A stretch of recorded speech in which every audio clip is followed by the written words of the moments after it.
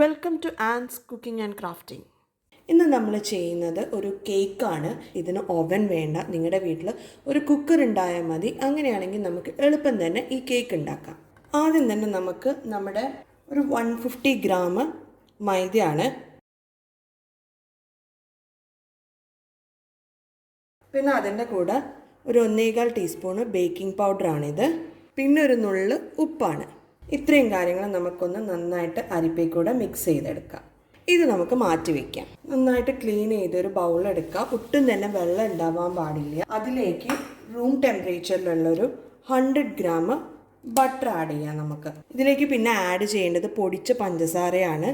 അതൊരു 100 ഗ്രാമാണ് ഞാൻ എടുത്തേക്കുന്നത്. അത് ആഡ് ചെയ്യാം. എന്നിട്ട് നമുക്കിത് നന്നായിട്ട് ബീറ്റർ ഉപയോഗിച്ചിട്ടോ അല്ല നിങ്ങളുടെ കയ്യിൽ വിസ്കാണ് ഉള്ളതെന്ന് വെച്ചാൽ അത് ഉപയോഗിച്ചിട്ടോ നന്നായിട്ട് മിക്സ് ചെയ്തെടുക്കുക. ചെറിയ സ്പീഡിൽ നിന്ന് പിന്നെ മേളിലേക്ക് ആക്കി കൊണ്ടുവന്നാൽ മതി. ഇത് കണ്ടില്ലേ, നന്നായിട്ട് മിക്സായി കിട്ടിയിട്ടുണ്ട്.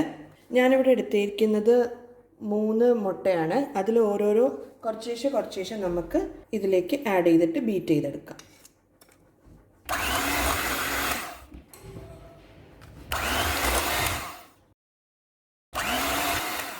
ഒരു 1/4 കപ്പ് പാലെടുത്തിട്ടുണ്ട്.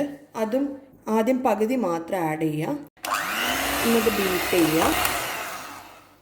നമ്മൾ മൈദയും ബേക്കിംഗ് പൗഡറും കൂടി മിക്സ് ചെയ്ത് വെച്ചിട്ടില്ലേ, അത് കുറച്ചേശ്ശെ ഇതിനകത്തേക്ക് 2 ഭാഗമായിട്ട് ആഡ് ചെയ്യുക.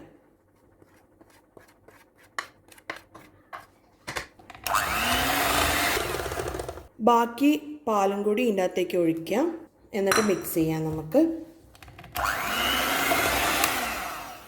ഇതിലേക്ക് നമുക്ക് ബാക്കിയുള്ള മൈദയും ബേക്കിംഗ് പൗഡറിൻ്റെയും മിക്സും കൂടി ഇങ്ങോട്ട് ആഡ് ചെയ്യാം. ഇതിനെ നമുക്കിനി 2 ഈക്വൽ പാർട്സ് ആക്കിയിട്ട് ഡിവൈഡ് ചെയ്യാം. 2 എണ്ണാക്കിയിട്ട് ഞാൻ ഡിവൈഡ് ചെയ്ത് വെച്ചിട്ടുണ്ട്. ഓൾമോസ്റ്റ് ഇതിലേക്ക് ഞാനൊരു 1/4 ടീസ്പൂണോളം വാനില എസൻസ് ആഡ് ചെയ്തിട്ടുണ്ട്. അത് നമുക്കൊന്ന് മിക്സ് ചെയ്തെടുക്കാം. പാത്രത്തിനകത്തേക്ക് ഞാനൊരു 2 tablespoon cocoa powder add ചെയ്തിട്ടുണ്ട്. ഇനി നമുക്ക് അത് ആഡ് ചെയ്ത് കൊടുക്കാം. നന്നായിട്ട് മിക്സ് ചെയ്തിട്ട് വരാം. അപ്പം ഇനി നമുക്ക് ഇത് രണ്ടും കൂടി നമുക്ക് കേക്ക് ഉണ്ടാക്കുന്ന പാത്രത്തിലേക്ക് ഒഴിച്ചെടുക്കാം. ഞാനിതിലേക്ക് നന്നായിട്ട് ബട്ടർ തേച്ച് വന്നിട്ടുണ്ട്. ഇതിൽ കുറച്ച് മൈദയും കൂടി നമുക്ക് ഡസ്റ്റ് ചെയ്തെടുക്കാം. ആദ്യം ഇത് കുറച്ച് ഒഴിക്കാം.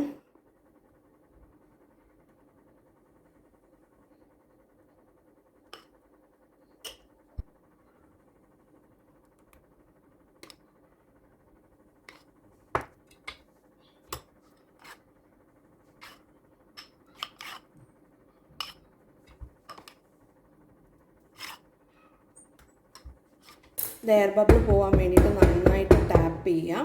എന്നിട്ട് ജസ്റ്റ് ഒന്നൊരു സ്ക്യൂബർ അങ്ങാറ്റും എടുത്തിട്ട് നമുക്കൊരു ഡിസൈനിന് വേണ്ടിയിട്ട് നമുക്കിങ്ങനെ അങ്ങോട്ട്. ഇത് നമ്മൾ കുക്കറിലാണ് വെക്കുന്നത്, ഓവനിലല്ല വെക്കുന്നത്. കുക്കറിൽ വെക്കുന്ന സമയത്ത് ഇത് വിസിലിടാതെ കുറച്ച് വെള്ളം ഒഴിച്ച് 1.5 മണിക്കൂർ വെക്കണം. ഇപ്പം എൻ്റെ കയ്യിൽ ഇത് കൊള്ളുന്നൊരു കുക്കർ ഇല്ലാത്തതിനെ കൊണ്ട് ഞാൻ റൈസ് കുക്കറിൻ്റെ അകത്താണ് ഇടുന്നത്. ഞാൻ റൈസ് കുക്കറിൻ്റെ അകത്തേക്ക് ഒരു 2 കപ്പോളം വെള്ളം ഒഴിക്കുകയാണ്. നമ്മൾ ആവിയിലാണല്ലോ വേവിക്കുന്നത്. അപ്പം ഞാൻ സ്റ്റീമിനുള്ള ഇത് വെക്കുന്നുണ്ട് ഇതിൻ്റെ അകത്ത്. എന്നിട്ട് ഇതിൻ്റെ അകത്തേക്ക് നമുക്ക് ഈ കേക്കിൻ്റെ പാത്രം അങ്ങോട്ട് വെക്കാം. റൈസ് കുക്കറിൻ്റെ അകത്ത് റൈസ് കുക്കിങ്ങിലാണ് വെക്കേണ്ടത്. എന്നിട്ട് നമുക്കിത് മൂടി വെക്കാം. നമുക്കിത് 1 മണിക്കൂർ കഴിഞ്ഞിട്ട് വന്ന് നോക്കാം. എന്നിട്ട് സ്ക്യൂർ ഒന്ന് ഇറക്കി നോക്കാം. നിങ്ങൾ കുക്കറിലാണെന്ന് വെച്ചാൽ കുക്കർ ഒന്ന് ഓപ്പൺ ചെയ്ത് നോക്കുക. കുക്കറിൽ വെക്കുന്ന സമയത്ത് ശ്രദ്ധിക്കേണ്ട ഒരു കാര്യം, ലോ ഫ്ലെയിമിൽ വേണം വെക്കാൻ വേണ്ടിയിട്ട്. അപ്പോൾ നമുക്ക് 1 മണിക്കൂർ കഴിഞ്ഞിട്ടൊന്ന് വന്ന് നോക്കാം. ഞാനൊന്ന് സ്ക്യൂവർ ഇട്ടിട്ട് കുത്തി നോക്കി. അപ്പം സ്ക്യൂവറിലൊന്നും പറ്റി പിടിക്കാണ്ടായപ്പം ഞാനിങ്ങ് എടുത്തു ഇത്. ഇനി നമുക്കിത് ചൂട് തണിയുന്നത് വരെ കാത്തു നിൽക്കാം. ഞാൻ നല്ലോണം തണിഞ്ഞിട്ടുണ്ട്. നല്ലോണം തണിയുന്നത് വരെ കാത്തു നിൽക്കണം. എന്നിട്ട് മാത്രം നമുക്ക് സൈഡ് മെല്ലെ വിടർത്തി എടുത്തിട്ട് എടുക്കാം.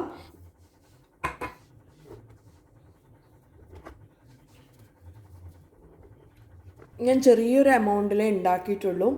അപ്പോൾ നമുക്കൊന്ന് കട്ട് ചെയ്ത് നോക്കാം. ഡിസൈനൊക്കെ കറക്റ്റായിട്ട് വന്നിട്ടുണ്ട്. ഒന്ന് നമുക്ക് കട്ട് ചെയ്ത് നോക്കാം. ഉള്ളിലും ഡിസൈൻ കിട്ടിയിട്ടുണ്ടോ എന്ന് നോക്കാം. നമുക്ക് കണ്ടില്ലേ, ഉള്ളിലും നമുക്കൊരു മാർബിൾ കേക്കിൻ്റെ ഒരു എഫക്റ്റൊക്കെ കിട്ടിയിട്ടുണ്ട്. അപ്പോൾ ഇന്നത്തെ കേക്ക് എല്ലാവർക്കും ഇഷ്ടപ്പെട്ടു എന്ന് വിചാരിക്കുന്നു. വളരെ എളുപ്പത്തിൽ ഉണ്ടാക്കാൻ പറ്റുന്നൊരു കേക്കാണ്. വേഗം തന്നെ പോയിട്ട് എല്ലാവരും ട്രൈ ചെയ്യുക. ഇഷ്ടപ്പെട്ടിട്ടുണ്ടെങ്കിൽ എൻ്റെ പുതിയ ചാനൽ ലൈക്ക് ചെയ്യണം, ഷെയർ ചെയ്യണം, സബ്സ്ക്രൈബും ചെയ്യണം.